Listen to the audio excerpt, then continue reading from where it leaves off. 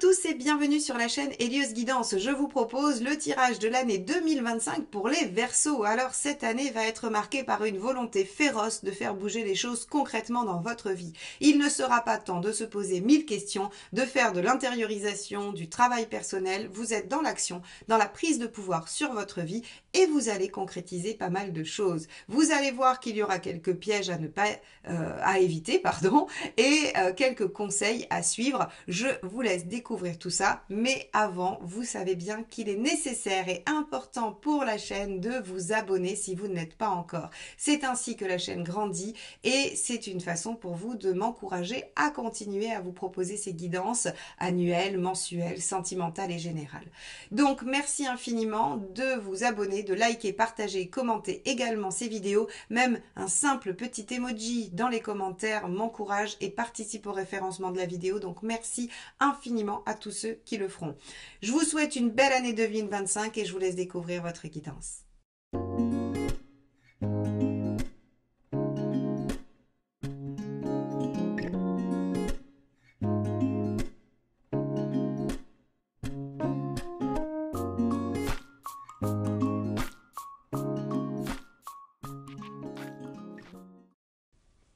Regardons ensemble votre roue astrologique. Alors, ce qu'on peut noter déjà, rien qu'en la regardant, c'est qu'il va y avoir un double mouvement. Vous allez avoir envie de certaines choses et en même temps, vous allez être un peu inquiet à l'idée d'autres choses, pardon. Et donc, on va avoir une très grande envie de mouvement et en même temps, une grande envie de sécurité. Alors, je ne vais pas vous faire plus de suspense, on va y aller ensemble. Je vais vous expliquer comment les choses vont se dérouler pour vous sur l'année 2025. Alors, on a le mât dans la maison 1. Le mât dans la maison 1 nous indique une volonté de liberté, de se libérer des choses qui entravent, de repartir à zéro, d'ouvrir des nouvelles pages de vie. Donc, vous pourrez avoir envie cette année de vous lancer dans de nouvelles aventures, de démarrer quelque chose de nouveau, ou bien de laisser derrière vous quelque chose qui vous bloque, vous entrave, vous paraît contraignant. Alors, cette volonté d'humain, elle va, vu que c'est dans la maison 1, c'est votre, on va dire, c'est votre dynamique principale pour l'année 2025. Elle va se loger dans différents domaines pour chacun de vous, mais globalement, ce qu'on aperçoit sur cette roue astrologique, c'est que bien que vous ayez envie de vous relancer dans quelque chose d'intense, de nouveau, d'exaltant, eh bien ici avec la maison Dieu inversée dans la maison 2, eh bien vous ne voulez pas bouger la sécurité, vous ne voulez pas toucher à ce qui est déjà établi. Alors, on a plusieurs axes de réflexion avec la maison 2, ça peut être le matériel, purement concrètement, c'est-à-dire vos avoirs, vos finances, vos biens immobiliers ou en tout cas ce que vous possédez. Donc vous ne voulez pas remettre en question ce domaine-là, mais c'est aussi sur un point de vue plus spirituel ou plus, on va dire, psychologique, vos valeurs. Donc ici, cette envie de repartir sur de nouvelles bases, elle ne remet pas en question vos valeurs. Vous n'êtes pas en train de faire une transformation profonde de vous-même. Vous êtes probablement en train de faire une transformation de ce que vous vivez, des choses qu'il y a dans votre vie. Mais c'est pas... autant certains signes, et notamment je crois les Capricornes si je me souviens bien, ont une refonte complète de leur personnalité, de leur vision du monde, de ce qu'ils sont à l'intérieur. Vous les Verseaux, vous êtes assez tranquille avec ça. Vous avez déjà construit ce qui vous semble être votre socle personnel. Par contre, vous voulez maintenant que ça se voit dans votre vie. Et c'est ça qui va se passer en 2025. C'est que vous voulez que les choses bougent sans complètement refondre justement vos fondements, vos bases, votre socle. Donc ici, envie de renouveau, mais attention, pas du tout envie de tout bousculer pour ça.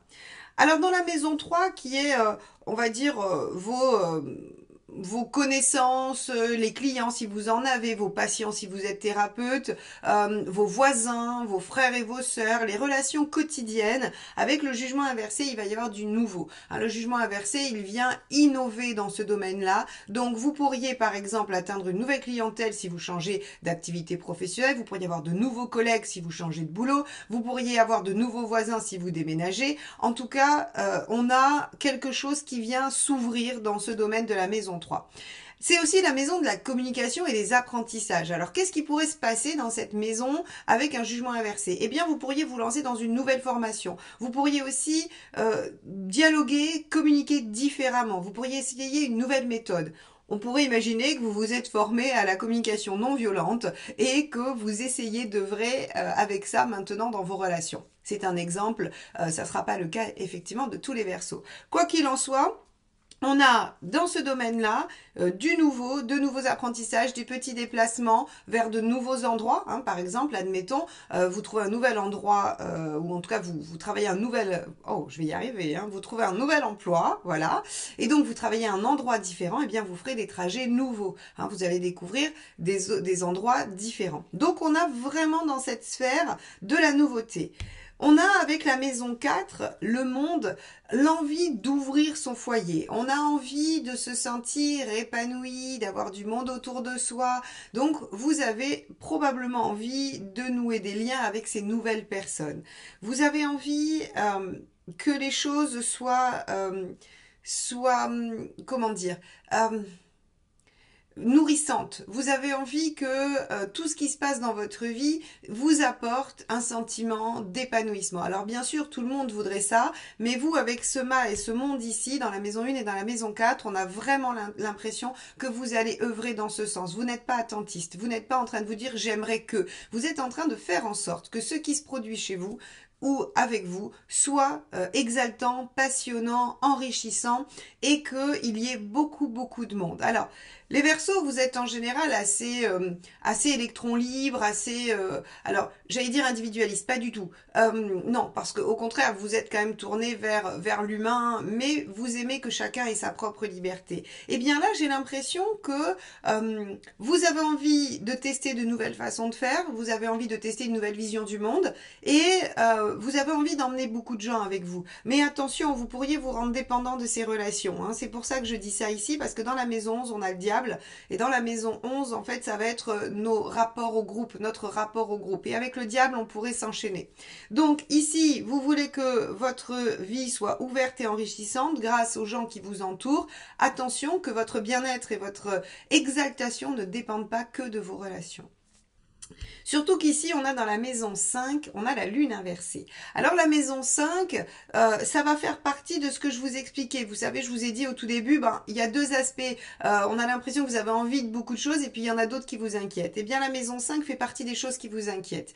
Alors la maison 5, c'est quoi? C'est tout simplement vos amours, votre réalisation personnelle ou vos enfants. Alors on va commencer par ceux qui ont des enfants. Vous pourriez être très inquiet pour un de vos enfants. Inquiet pour un de vos enfants qui fait des études et vous ne savez pas si ça va marcher. Inquiet pour un de vos enfants qui pourrait avoir le moral à zéro. Inquiet pour un de vos enfants qui pourrait montrer des signes de faiblesse psychologique. Avec la lune, hein, on va être sur l'inconscient, les ressentis, l'émotionnel. Vous pourriez être inquiet pour un de vos enfants qui vit un chagrin d'amour ou qui n'est pas bien dans son couple.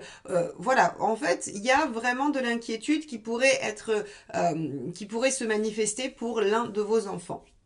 Pour votre réalisation personnelle, eh bien c'est là où je viens faire le lien avec ce que je vous disais et avec cette fameuse maison 11 où je vous disais attention à ne pas vous rendre complètement dépendant de vos activités ou de vos liens avec les autres parce que ici avec la lune inversée, on va avoir un grand sentiment de solitude et de grand vide intérieur quand on sera seul avec soi-même. Alors bien sûr, si vous arrivez à sublimer ça, avec la lune inversée, ça pourrait être de la créativité qui sort. Si vous êtes artiste ou que vous avez envie d'écrire, de chanter, de faire du théâtre, de faire de la poterie, de la peinture, tout ce que vous voulez, tout ce qui peut avoir une connotation artistique.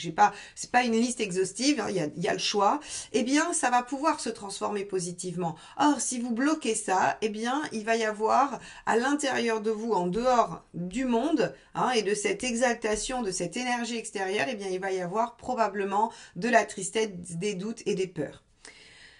On a les amours aussi. Alors les amours pourraient vous soucier parce que regardez, on a ici, hein, dans la maison 7, on a l'ermite. Les amours prennent du temps. Que vous soyez en couple, célibataire ou que la situation soit compliquée comme on peut dire, eh bien vous allez trouver que ça stagne et vous allez être très inquiet par rapport à ça. Les liens aux partenaires ou aux associés, aussi, puisque la maison 7 peut parler des associés, les liens au partenaire ou à l'associé va venir vous chercher un petit peu dans vos retranchements parce que ça va vous demander de la patience. Alors que vous avez envie que les choses évoluent, que les choses avancent, vous avez envie de vous libérer de ce qui vous bloque. Alors vous y arrivez, vous allez voir, hein, vous y arrivez sur un autre domaine, mais sur celui de l'amour, c'est compliqué. Soit vous n'arrivez pas à lâcher quelque chose qui vous entrave, soit vous trouvez que ça prend trop de temps, que c'est pas assez rapide. Peut-être qu'avec l'ermite, c'est l'heure de réfléchir, tout simplement. Surtout qu'ici, dans la maison 6, ce qui est au quotidien, on a l'étoile inversée, on vous dit que vous serez récompensé pour vos efforts, mais que les choses n'arrivent pas tout cuit, n'arrivent pas tout seul. C'est-à-dire que il sera inutile pour vous cette année d'avoir une posture attentiste. Alors, vous ne l'avez pas dans certains domaines, ça c'est indéniable. Par contre, vous pourriez, sur le domaine relationnel, être un petit peu en attente de l'autre, en attente que l'autre bouge. Et là, j'ai envie de vous dire que c'est l'erreur. Il faudra être probablement plus partie prenante et faire plus d'efforts pour aller vers l'autre si vous voulez que ça bouge. D'ailleurs, regardez ce qu'on vous met dans la maison 8, votre challenge, votre défi, la transformation à opérer, c'est de débloquer les situations qui sont coincées.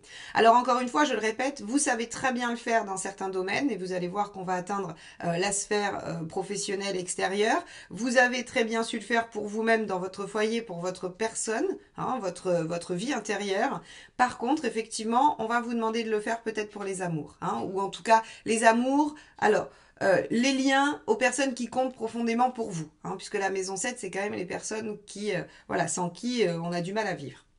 Alors, peut-être aussi pour les enfants, peut-être que vous pourriez être un soutien et un aide pour vos enfants, puisque je vous disais que vous pourriez vous inquiéter pour un de vos enfants qui serait en difficulté. Eh bien, avec le pendu inversé, on peut peut-être essayer de trouver des solutions, d'être présent et d'aider. Des fois, ça suffit pas, mais ça aide. Alors, évidemment, la papesse 109, elle nous indique que sur le plan du développement personnel et intérieur, on est plutôt dans une phase de passivité, d'attente, d'intériorisation, de compréhension. Je vous ai dit, c'est pas une année tournée vers votre déploiement intérieur personnel, c'est pas quelque chose qui va vraiment être phare dans cette année. Vous êtes plutôt dans l'action, même si vous êtes un peu dans les inquiétudes et dans l'attentisme sur le plan personnel, il y a quand même il y a une dynamique qui vous est demandée et justement on vous demande pas d'être dans la patience. Ici la papesse, elle nous dit dans la maison 9 que vous pouvez souffrir un petit peu de délai par rapport à une reconnaissance sociale, vous pourriez être en train de réfléchir et d'intérioriser quelque chose sur le plan du développement personnel et c'est tout en fait. Il n'y a pas vraiment grand chose d'autre à aller y chercher parce que ce n'est pas une année où on vous demande de vous centrer sur vous, d'écouter votre intérieur, de faire un travail personnel intense, de conjurer des choses. On vous demande plutôt d'être dans l'action. Puisque ici, pendu inversé en 8 et soleil inversé en 12, on vous demande plutôt d'être dans l'action et de ne pas être dans la réflexion. Alors, on arrive à une maison qui est très très bien aspectée pour vous cette année, les Verseaux, c'est la maison 10, la route fortune. Ici, nous dit que sur le plan professionnel, alors je la mets toujours en lien avec la maison 6. La maison 6, c'est ce qu'on fait au quotidien, donc ça relie aussi les activités extérieures professionnelles. Donc si vous n'avez pas de travail, si vous n'avez pas d'emploi, c'est ce que vous faites à l'extérieur de chez vous, c'est votre rôle en société. Eh bien ici, on a quelque chose qui redémarre, quelque chose qui se relance, une nouvelle opportunité, un nouveau projet, on a une avancée. Si vous vouliez une promotion, c'est en 2025 que vous l'obtenez. Et pour cause, il y a la récompense des efforts. Donc en fait, tout ce que vous avez fait en 2024, même si vous avez eu l'impression que ça n'a pas porté ses fruits, eh bien, vous allez être récompensé pour ça en 2025. Alors on verra à quel moment de l'année, est-ce que ça arrive en tout début ou plutôt milieu ou fin, ça on verra avec la guidance mois par mois. En tout cas, sachez que sur 2025, il y a une évolution extrêmement favorable. La route fortune est une belle carte d'évolution positive, favorable, elle emmène du mouvement dans le bon sens et ce sera la récompense de vos efforts. Donc ça, c'est plutôt pas mal.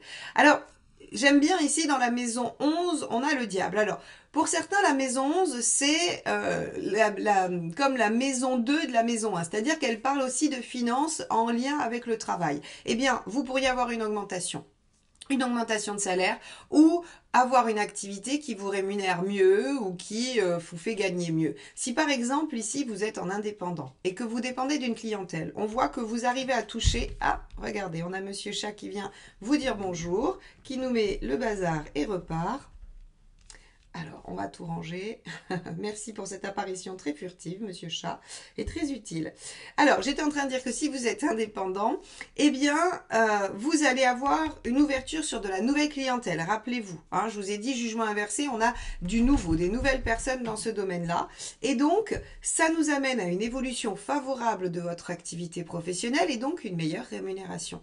Donc, vous voyez ici que on a quelque chose d'extrêmement positif qui va se jouer sur ce plan-là. Alors, la maison 11, 11 n'est pas que le résultat financier de la maison 10, c'est aussi la maison des grands projets, c'est la maison de vos relations dans les groupes. Alors avec le diable, vous prenez les choses en main, vous avez envie d'être acteur ou actrice de ce qui va se passer dans votre vie, de vos rêves, de vos idéaux, mais par contre, vous pourriez vous rendre un petit peu dépendant des gens, des autres, de ceux avec qui vous faites vos activités. Alors ici, j'ai envie de dire attention oui ou non, parce que de toute façon, vous avez une grande ambition, vous avez envie de mettre des choses en place, probablement que vous avez besoin des autres pour le faire. Donc s'il faut vous rendre un peu interdépendant avec d'autres sur un certain temps pour atteindre vos objectifs, peut-être que c'est la bonne solution. Vous seul le saurez. Essayez de sentir en votre fort intérieur si votre intuition vous guide vers ça ou si elle vous dit attention. Ça sera la meilleure guide possible. Alors, on va finir avec cette maison 12 et le soleil inversé. En fait, on vous dit que la difficulté, ça va être d'accepter de ne pas trop anticiper, de ne pas trop être exigeant non plus et d'être capable de faire au jour le jour, petit à petit et justement de ne pas être dans cette réflexion d'anticipation. Rappelez-vous, je vous ai dit, on ne vous demande pas vraiment d'être dans une réflexion profonde, on vous demande plutôt cette année d'être dans l'action, la réalisation, la mise en place et le fait de saisir les opportunités qui se présentent à vous. Ne vous souciez pas trop par rapport au relationnel. Essayez de faire bouger les choses si vous avez envie qu'elles bougent. Ça sera encore une fois la meilleure solution pour vous les Verseaux. Alors, après l'analyse de cette roue, on va aller regarder ce qui se passe mois par mois pour vous pour cette année 2025. Alors, on commence par la carte qui va représenter le premier semestre de janvier à juin. Et on a la carte de la force. Alors, avec la carte de la force, on voit que vous essayez de maintenir les choses, quelles qu'elles soient. Soit vous essayez de maintenir votre émotionnel pour être dans l'action, soit vous essayez de maintenir un bon équilibre entre instinct, intuition, action, réflexion. En tout cas, quoi qu'il en soit, la force nous parle de maîtrise, de compétence. Donc, vous allez être dans une phase où les choses seront a priori bien maîtrisées. Allons voir ce que vous réserve janvier. Alors, on a la lune en premier lieu. Donc, ici, on va avoir probablement sur le mois de janvier des choses qui vont venir vous remuer, des choses qui vont venir toucher votre émotionnel et votre inconscient. La lune ici, elle va nous parler de toute la dimension intérieure. Alors, vous vous souvenez, je vous ai dit, attention, il faut être dans l'action, vous n'allez pas vraiment cette année être dans une intériorisation. Il peut y avoir des soucis sur le relationnel, eh bien, on pourrait commencer l'année avec justement des questions sur la sphère relationnelle. On a avec ce 9 de coupe sur le mois de janvier des rêves et des envies. Donc on pourrait être en train d'imaginer aussi avec la lune la meilleure façon d'atteindre son idéal, d'atteindre ses rêves. Et regardez, on a en dernière carte, on a le 6 d'épée. Donc en fait, vous êtes en train de réfléchir à comment atteindre cet idéal. Vous savez qu'il va falloir mettre en place peut-être des choses, des actions qui vont prendre du temps. Donc au mois de janvier, on est sur un mois plutôt passif, un mois passif de réflexion sur ok, comment j'aborde 2025, qu'est-ce que j'y mets, qu'est-ce que je mets à l'intérieur de cette année. Bon, on va regarder février. Février, vous avez le 10 de Pentacle. Alors le 10 de Pentacle, c'est faire le point sur ce qui existe déjà, sur ce qui est solide. Vous vous souvenez, je vous ai dit, la maison 2, vous n'avez pas envie de remettre en question vos valeurs ou ce que vous possédez. Eh bien, la maison 10, le 10 de Pentacle parle justement de ce socle solide que l'on a construit, ses valeurs, les gens autour de soi, tout ce qui va en fait nous permettre de tenir bon ou de nous raccrocher dans des moments de transition ou de changement. Donc ici, ce 10 de Pentacle en février, c'est comme si vous faisiez l'état des lieux. Et avec la reine de bâton, et on ira voir ensuite le 5 de Pentacle, donc avec la reine de bâton, vous faites le point sur vos envies, sur vos besoins. Alors moi j'ai l'impression que vous allez faire un début d'année en douceur, puisque on a ici quand même certaines peurs encore qui vous bloquent, et je pense que vous avez peur de remettre en question des liens importants pour vous dans les changements que vous voulez mettre en place. Je pense ici, quand je regarde votre roue et ce début d'année, que vraiment en fait vous avez très envie que les choses bougent, vous avez très envie de mettre en place plein de nouvelles choses, mais comme vous ne voulez pas changer le socle de ce qu'il y a dans votre vie, et notamment 10 de Pentacle, ok, on est sur du matériel, mais on est aussi sur les gens autour de soi. Vous avez peur que vos nouvelles actions, vos décisions de changement ou d'évolution impactent vos relations. Donc ce début d'année, ça va être tout à fait le balancement entre ce que vous avez envie et ce que vous pensez pouvoir faire et les peurs que cela génère. D'ailleurs, vous voyez, hein, je vous ai dit, la force, elle essaye de maintenir un équilibre. Bon, et vous êtes dans la maîtrise. Donc là, j'ai l'impression qu'on tient les chevaux encore un peu en laisse. On va voir. Allez, Mars, cavalier de coupe. Alors déjà, là, le cavalier de coupe, on commence à exprimer ses envies, ses besoins, ses souhaits. On commence à aller vers ce qui nous plaît. Et de toute façon, j'ai l'impression qu'en Mars, vous avez décidé de suivre votre cœur. Le cavalier de coupe, il suit son cœur. Il va dans la direction voilà, qui lui plaît. Hein. Et regardez l'étoile, parce que vous avez des opportunités qui vous y amènent. C'est-à-dire que là, l'univers, il vous dit, ok, janvier, février, vous avez hésité. On vous a laissé hésiter. Par contre, il vous envoie des signaux très clairs sur le mois de mars pour vous diriger vers ce dont vous avez envie et besoin. Et regardez, c'est assez incroyable. Qu'est-ce que ça vous amène à faire? À commencer à faire des changements, à modifier des choses. Alors, modifier des choses professionnellement peut-être, dans votre vie personnelle. En tout cas, vous avez l'opportunité en mars de changer la donne. Donc, il va falloir prendre ce temps nécessaire, je pense, hein, sur janvier-février, pour faire l'état des lieux de ce que vous souhaitez garder, de ce que vous souhaitez changer et de ce que vous souhaitez atteindre avec le 9 de coupe, pour ensuite pouvoir faire les changements et les transformations nécessaires lorsque les signes seront présents. Alors, allons voir ce qu'il y a en avril. En avril, on a le diable. Vous prenez les choses en main. Rappelez-vous, maison 11, hein, je vous ai dit, vos rêves et vos idéaux, vous les récupérez et vous œuvrez dans ce sens-là. Eh bien oui, avec le diable, vous prenez les choses en main. Regardez, on a la force, vous avez les compétences et la maîtrise hein, du diable. Alors ça, c'est génial, ça veut dire que vous êtes à peu près capable de réaliser n'importe quoi. Donc là, encore une fois, c'est une guidance générale. Donc mes chers Verseaux, vous allez agir chacun dans des domaines qui vous seront propres selon les domaines de vie qui vous préoccupe.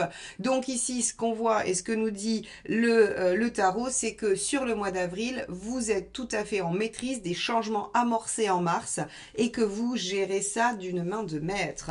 Bien que vous soyez face à des problématiques peut-être que vous n'aviez pas repérées avant, hein, le 3 d'épée, c'est vraiment c'est être face à ce qui est bloquant, gênant, dérangeant, mais moi j'aime beaucoup cette carte, même si elle n'est pas très plaisante, parce qu'elle vous permet de voir les choses telles qu'elles sont, et donc de trouver les solutions adaptées. Alors on va aller voir en mai ce qui se passe pour vous.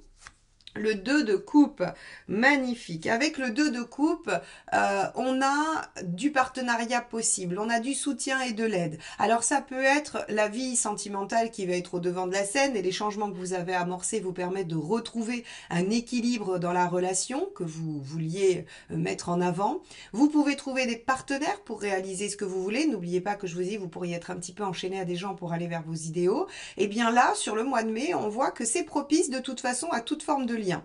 Toute forme de lien dans la coupe, c'est-à-dire que si vous vous associez avec quelqu'un que vous aimez bien. Si vous avez de nouveaux collègues parce que vous avez changé de boulot, eh bien ce sont des gens que vous aimez bien, avec qui vous avez envie de faire autre chose que de travailler. Aller boire un verre, faire des activités extérieures, discuter de vous, aller prendre du temps à la pause ensemble. En tout cas, il y a ici un accent mis sur les liens que vous pouvez nouer et sur leur côté positif et bénéfique. Regardez, on a le 9 de bâton. Ça vous demande aussi de sortir de votre zone de confort, ça vous demande d'aller au-delà. Donc le fait de faire connaissance avec quelqu'un, d'améliorer un lien, de retrouver l'équilibre, eh bien, est quelque chose qui résulte de ce que vous avez mis en place juste avant et qui sort de l'ordinaire.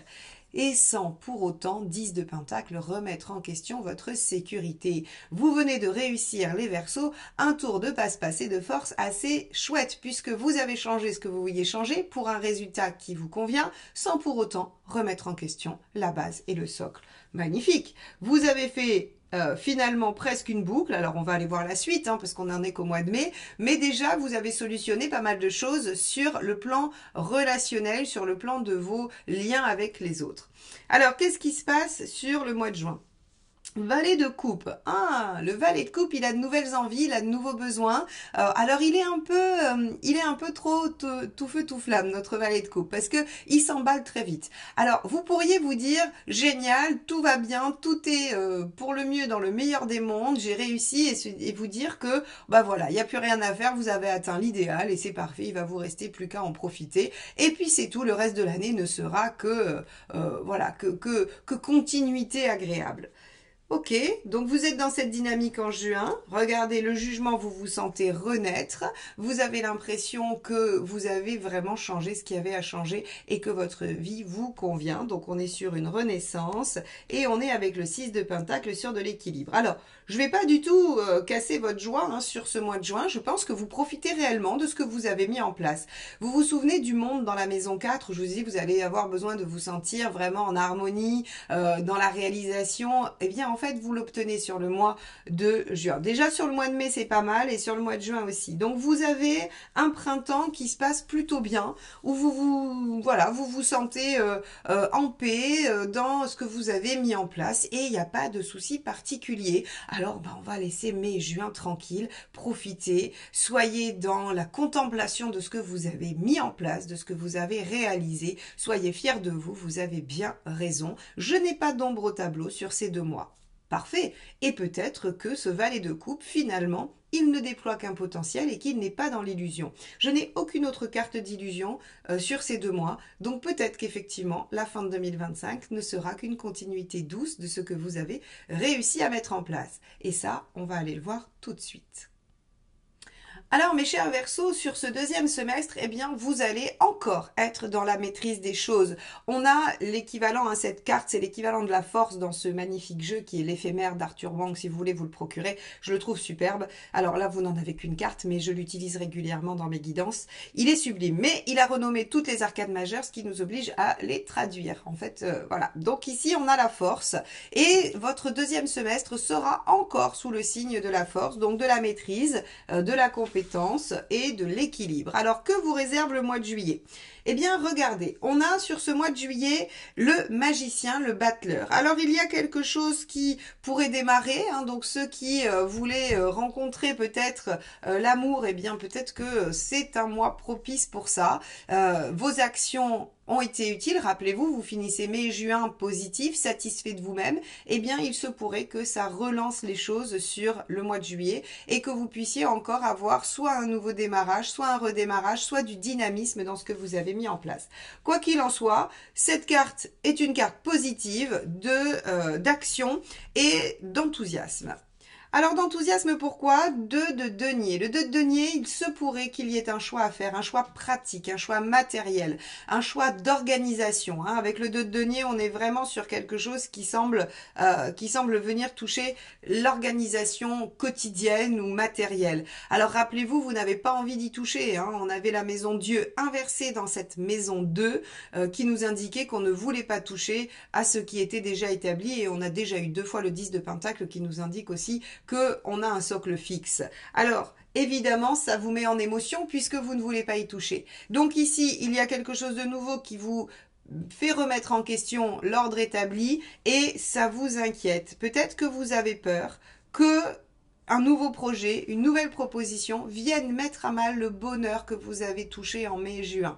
C'est possible, rappelez-vous, je vous ai dit, vous pourriez être inquiet par rapport à vos enfants, vos relations, à ce qui pourrait être modifié dans votre vie sur ce plan-là et que ça impacte vos liens. Ok, on va regarder ce qui se passe en août. En août, on a l'impératrice. Intéressant. L'impératrice, elle vient potentialiser, démarrer, agir par rapport au potentiel du magicien. Donc ça veut dire qu'il y a quand même quelque chose qui se met en place sur ce mois d'août. Soit vous en parlez, soit vous prenez les choses en main pour faire. Alors on a l'ermite. Vous essayez de vous servir de votre expérience, de ce que vous avez déjà acquis, fait, su, appris pour essayer de voir quelle va être la meilleure façon de faire. Alors moi je pense qu'il y a quelque chose hein, en juillet-août, un potentiel qui se présente et vous vous dites est-ce que je remets vraiment en question ce que j'ai réussi à construire? La récolte des efforts, rappelez-vous maison 6, est-ce que je remets tout ça en question pour cette nouvelle opportunité?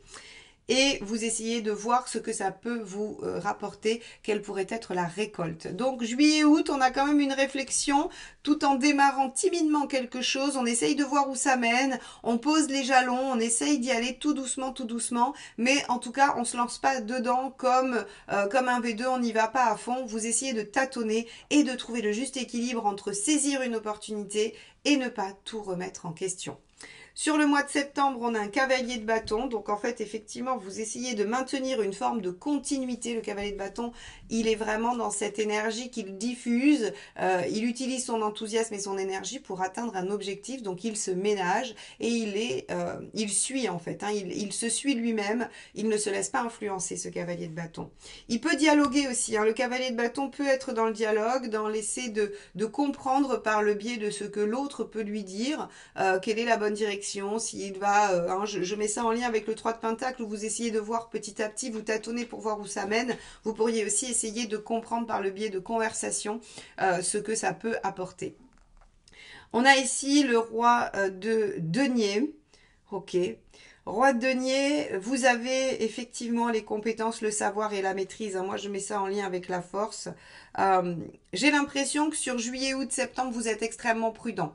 Vous saisissez les opportunités parce que vous avez envie que les choses évoluent, vous avez envie que les choses bougent. Hein, c'est le mât et le 21 qu'on avait dans la maison 1 et la maison 4. Vous avez envie d'aller vers de l'épanouissement. Dans la maison 10, vous avez envie de saisir les opportunités d'évolution. Mais comme vous ne voulez pas tout remettre en question, eh bien, vous slalomez intelligemment, savamment au milieu de tout ça. Et juillet, août, septembre semble être le lieu de nouvelles actions, mais de nouvelles actions prudentes, réfléchies, où vous y allez pas à pas, sans remettre en question et sans bouleverser ce qui a déjà été construit et obtenu.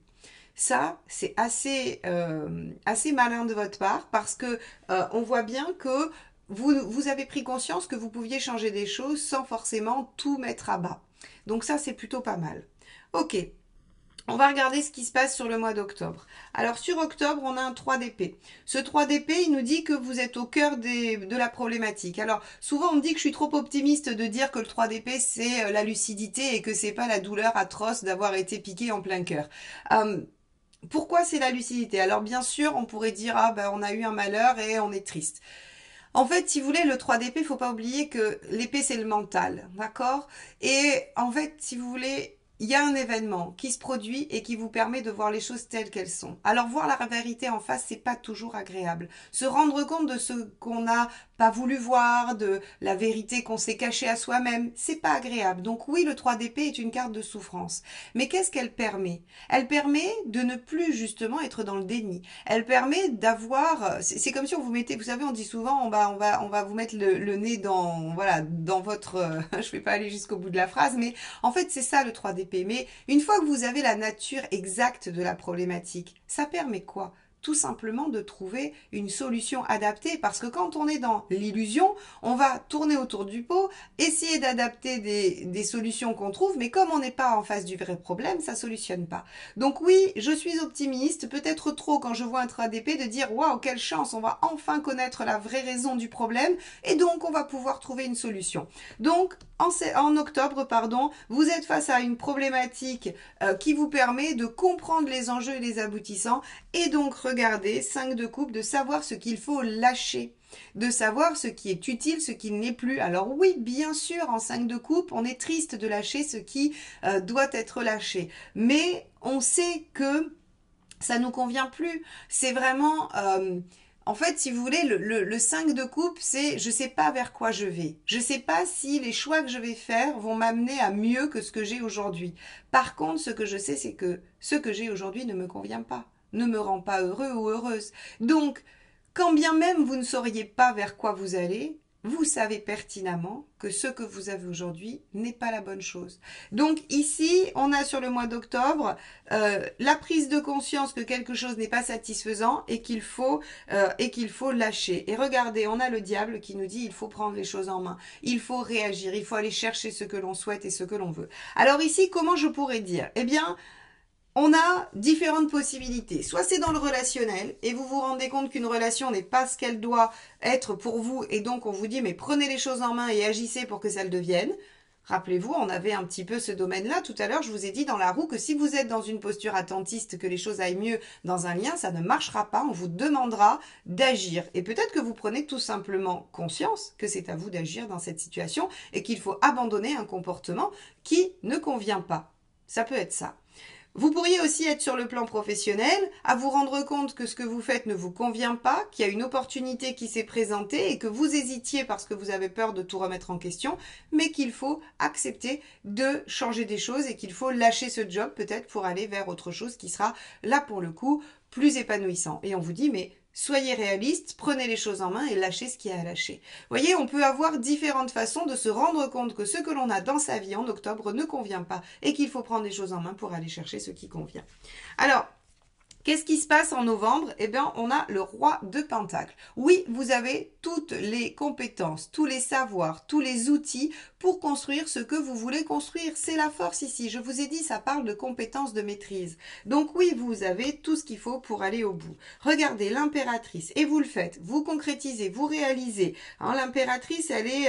alors, elle est encore pas trop sûre d'elle. Hein, l'impératrice, elle a le syndrome de l'imposteur, mais très sincèrement, elle a quand même cette composante dynamique de faire les choses et de dire allez on y va et on verra bien.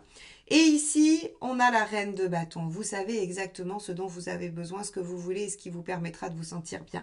Donc, après un moment de flottement, d'hésitation, qu'ici on voit, hein, vous vous dites mais si je me lance, ça va remettre en question ce que j'ai établi et j'ai pas très envie.